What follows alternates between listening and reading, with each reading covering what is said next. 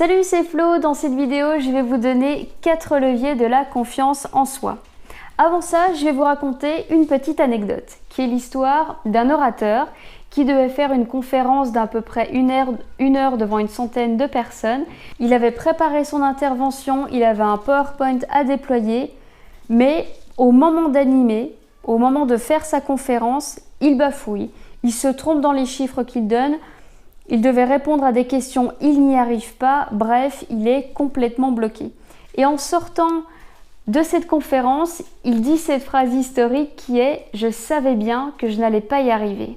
En disant cette phrase, il s'est convaincu tout seul qu'il allait se tromper, qu'il n'allait pas y arriver. Il s'est créé un sentiment d'insécurité intérieure qui empêche la confiance en soi.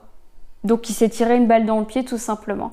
Donc je vais vous expliquer maintenant ces 4 leviers et comment faire pour tout mettre en œuvre pour avoir confiance en vous.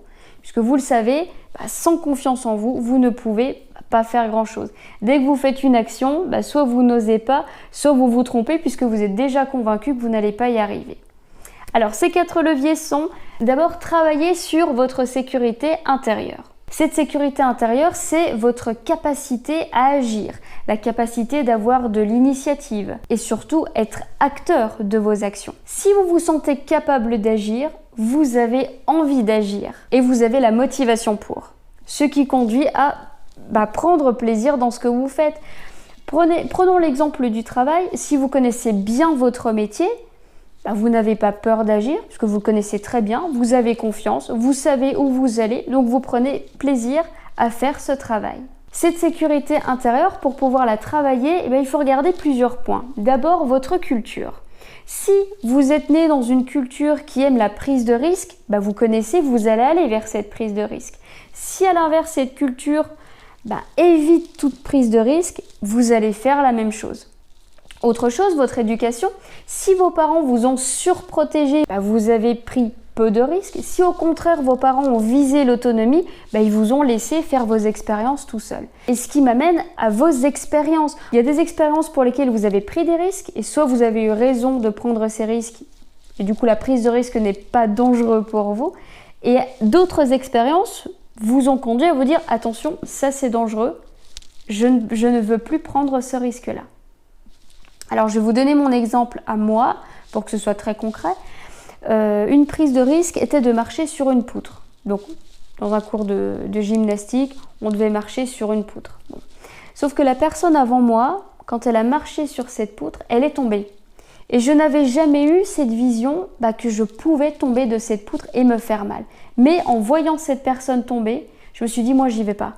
Je ne peux pas y aller, la prise de risque, elle est beaucoup trop grande. Donc ce n'était plus un jeu, ce n'était plus un amusement, mais c'était devenu une prise de risque beaucoup trop grande. Ça, c'est l'expérience.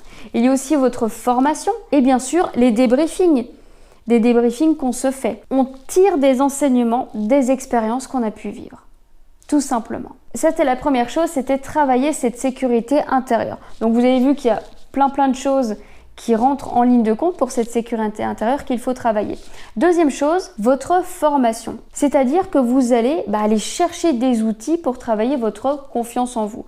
Donc ça, il y a pas mal de livres, il y a des vidéos, il y a pas mal de choses qui peuvent vous aider sur ce sujet et qui vont vous dire, tiens, tu peux travailler là-dessus, tu peux faire ça, tu peux faire ça. Comme ce que je suis en train de faire avec vous. Je vous donne des outils, maintenant c'est à vous de les mettre en pratique. Et là, on a l'entraînement qui arrive en ligne de compte. Vous avez les outils, maintenant il faut s'entraîner. Pourquoi il faut s'entraîner ? Pour pouvoir gagner cette confiance en vous. Si vous avez lu tous les livres du monde rassemblant tous les outils pour avoir confiance en vous, mais que vous ne pratiquez pas, vous n'aurez jamais confiance en vous. Imaginons un athlète qui a tout lu sur la course pour faire des marathons, mais qui n'a jamais couru de sa vie, ne pourra jamais gagner son marathon. Ce qui m'amène à la 3e étape qui est d'être acteur de vos situations. Être acteur qui est à l'opposé, être soumis à une situation. Si je suis soumis, ça veut dire que je n'agis pas, je laisse la situation prendre le contrôle. Donc je reste en arrière, je laisse faire et je vois ce qui se passe. Là, je fonce droit dans le mur. Imaginons que je suis au volant d'une voiture et que je laisse le volant me guider. vous pensez bien qu'il ne va pas se passer grand-chose d'intéressant. On va même risquer d'avoir un accident. Donc non, soyez acteur de vos situations. Je provoque mes situations, c'est moi qui la gère et je peux le faire. Et le dernier levier est agir vite. Il y a eu pas mal d'études sur le sujet qui ont prouvé que lorsqu'on prend une décision rapide, c'est souvent la meilleure décision qu'on prend. Une première décision, on agit vite et souvent la première décision, c'est la bonne.